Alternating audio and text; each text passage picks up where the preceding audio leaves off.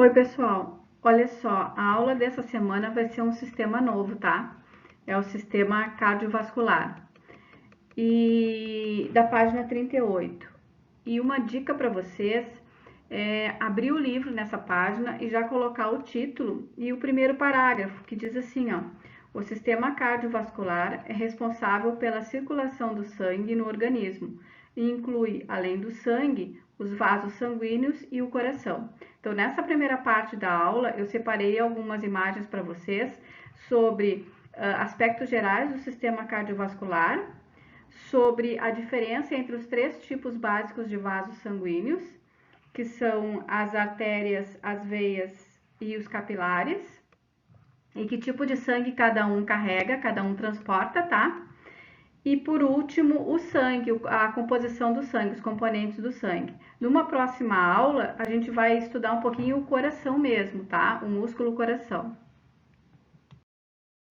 Nesse slide aqui, nessa figura aqui, mostra algumas das funções do sistema cardiovascular. O próprio nome diz cardio, coração, vascular, as veias, a vascularização que leva o sangue e traz o sangue de todo o coração. Então, ele vai atuar no sistema digestório, na digestão, ele vai atuar muito na parte do sistema urinário, ali nos rins, onde é feita a filtração do sangue, e também muito nos pulmões, onde ele leva o oxigênio, o sangue leva o oxigênio e traz o gás carbônico para ser eliminado. Aqui nessa lâmina aqui, vocês vão ver a diferença entre os três vasos sanguíneos que eu falei para vocês, ó. O primeiro é a artéria, que leva o sangue do coração para o corpo, tá? Para as células do corpo. Então, podem ver que ela é bem mais grossa, ela precisa ser mais grossa, porque o sangue que é bombeado do coração, ele sai com mais velocidade, com mais força, tá? Então, este sangue aqui, ó, ele vai para todo o corpo e ele é rico em oxigênio, tá? Depois nós temos as veias, que transportam o sangue do corpo para o coração. Então, ele faz o processo inverso da artéria. Ele vai buscando todas as impurezas, principalmente o gás carbônico, para depois a gente poder eliminar. É por isso que quando a gente vai fazer um exame de sangue, eles vão retirar o sangue da veia de vocês. Porque eles querem saber o que tem, o que o sangue de vocês está transportando. Se são só as coisas que ele deveria transportar ou se tem alguma coisa a mais, tá? E os capilares são os vasos sanguíneos mais finos que a gente tem. E eles é que vão entrar dentro dos órgãos para executar a função que eles precisam executar, tá? No livro de vocês diz assim, ó: os capilares sanguíneos são vasos com diâmetros muito menor que os da veia e artérias, dotados de uma parede constituída apenas por uma camada de células. Com isso, muitos materiais que estão no sangue podem atravessar facilmente sua parede, chegando a um líquido que envolve os tecidos, passando então para as células, que é o destino dos nutrientes que o sangue transporta, tá? Aqui a gente já entra na parte do livro de vocês, que é o segundo tema, o sangue e seus componentes, que também deve ir para o caderno, e que eu achei bem interessante essa lâmina, tá? Por que eu achei interessante? Porque ele mostra aqui nesse tubinho de ensaio aqui, direitinho, os componentes do sangue, ó, os glóbulos vermelhos, os glóbulos brancos, que é aquele risquinho ali bem pequenininho, e a maior parte do sangue, então, é o plasma, né? 60% é o plasma. E do lado, gente, tem aqueles nomezinhos maravilhosos ali, ó: basófilos, eosinófilos, monócitos, que são células especializadas que constam no nosso exame de sangue. Se vocês tiverem algum exame de sangue aí, vocês podem encontrar esses nomezinhos ali. Por estes nomezinhos, pela alteração desses leucócitos ali, o médico mais ou menos consegue identificar onde tem, ou se não tem, uma doença no corpo de vocês. Ele tem, por exemplo, o caminho a procurar essa doença, tá? Se tiver alguma alteração naquelas células de defesa, naqueles leucócitos que estão ali. Além disso, eles mostram ali os glóbulos vermelhos, as plaquetas e o plasma. Aqui de novo, a diferença entre os leucócitos e as hemácias, tá? Então, olha como é que eles são diferentes. As hemácias, as plaquetas, os leucócitos, monócitos eosinófilos, basófilos, neutrófilos e linfócitos, tá? Células altamente especializadas, esses linfócitos aqui na defesa do corpo humano.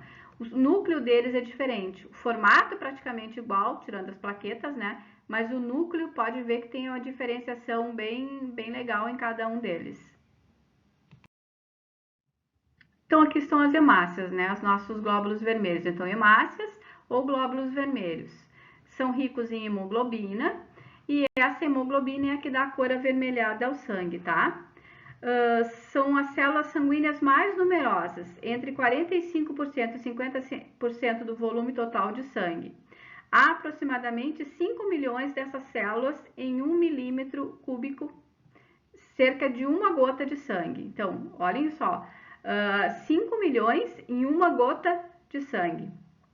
Elas têm a forma de disco, não apresentando núcleo, e contêm hemoglobina, composto responsável pela cor avermelhada característica do sangue.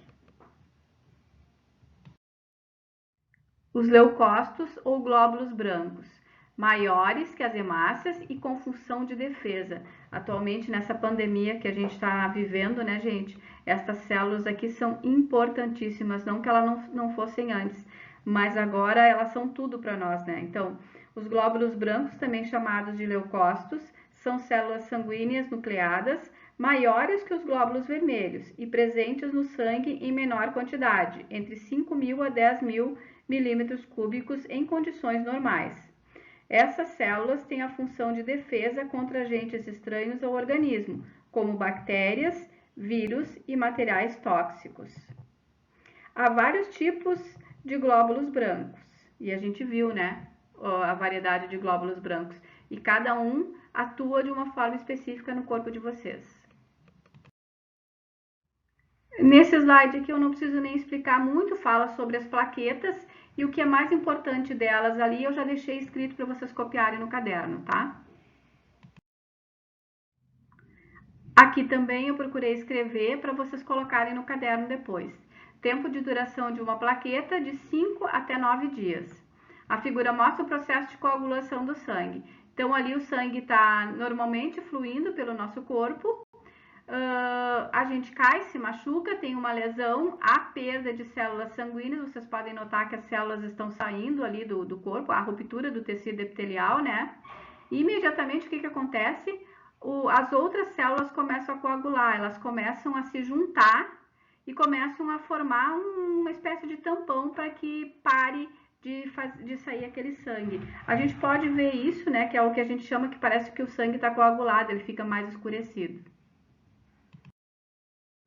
E aí, olha que moleza, né? Já deixei um mapa de conceitos prontinho para vocês aí, ó.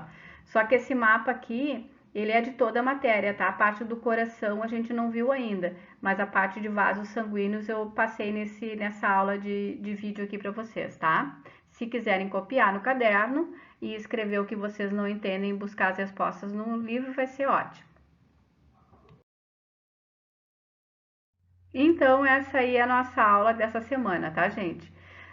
Atividades das aulas da semana do dia 13. Atenção, pessoal, este é um mapa de conceitos para ajudar os alunos com dificuldades na execução. Aí, os alunos novos que não estavam habituados ainda a fazer o mapa de conceitos. Mas é aconselhável que vocês façam os seus próprios mapas das páginas marcadas, pois assim estarão fazendo a revisão desta primeira parte da aula. Devem também elaborar as perguntas sobre a matéria e escrever no caderno como estudo dirigido sobre sistema cardiovascular. E procurar mais vídeos na internet, tem bastante coisa sobre o sistema cardiovascular, tá? Então, nessa semana é só o sistema cardiovascular, só a parte de vasos sanguíneos, veias, artérias e capilares, e a parte da formação do sangue, componentes do sangue, tá? Próxima semana a gente entra no coração. Um beijo para todos.